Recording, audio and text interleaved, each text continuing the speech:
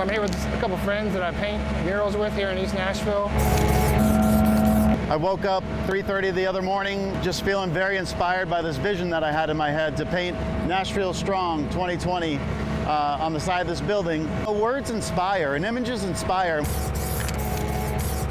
You know, it's a little bit of a trip. You know, it's kind of heavy on your mind to see all these buildings destroyed and to be right in the middle of it creating something positive. As well as everyone else in the neighborhood is. If I had a building destroyed, I've had my 3 businesses shut down, I've got extensive damage in all my restaurants, and there's times I just feel like giving up, but when I woke up that morning, I was just so inspired to keep going. And I just want my neighbors, I want my neighborhood, I want North Nashville, I want Donaldson, Hermitage, I want them to be strong. And if you can't be strong, then find someone who can be strong for you. Everyone's doing what they're good at. I hope that when people are driving by and they're feeling a little bit down and, oh man, we got to take care of this at our house, or we got to fix that, or the roof's finally going on, they're going to drive by and they're going to say, it's going to say Nashville Strong, and it's going to remind them to be strong. It just shows what Nashville's about. We are strong. We'll overcome this just like we overcame the flood, and we overcame the last tornado, 20 years ago. So that's who we are. We did not clothe our black bodies with this skin. Somebody did. God. We didn't. God did it. Why I hate it so? Justice for all, peace for all. I can't breathe! Stop this mess. Because all this show is uncaring. Let's care for each other. Let's care for each other. Someone save him. I can't breathe! You don't have to love me. Just care about me. Just care about me.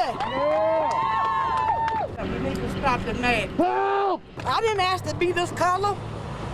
And I wouldn't know, I don't want to change it. I want to change this right here. Until this up here is changed, all Americans, whether you're white, black, green, purple, until this right here change you all, that heart, it ain't gonna be no justice. Amen. It ain't gonna be no peace,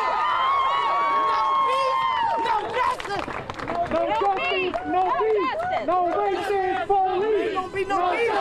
No peace! We need to stop this mess. That man's life matters. Help! It matters to us. Maybe I can't breathe! But to us, it matters. Because guess what? Please. He's somebody's child. Don't you all Please. have children? Yes, ma'am. Please!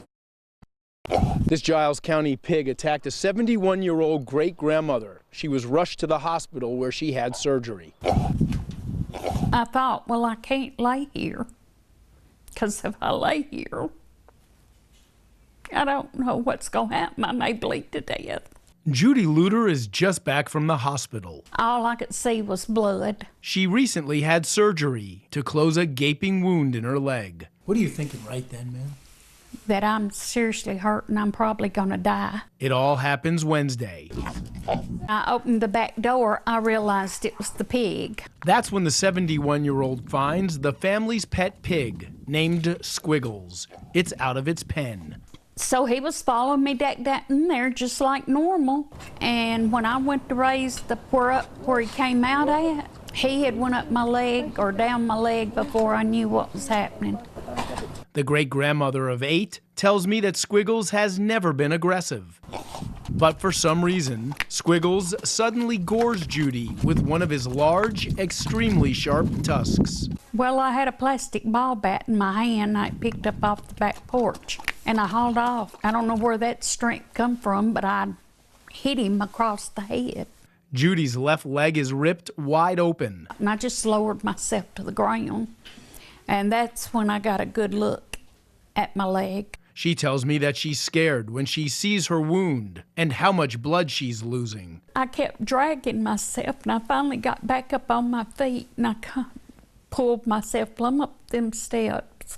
The senior citizen drags herself back to the home as she calls for help. You can see the trail of blood behind her. I called my daughter. I said, Cindy, I've been hurt. And I told her, I said, it's bad. Really, really bad. Now this great-grandmother wants the pig gone. Now your concern is you have lots of little grandbabies here who have fed that animal and been around that animal. What's your fear now, ma'am? That he will hurt one of them.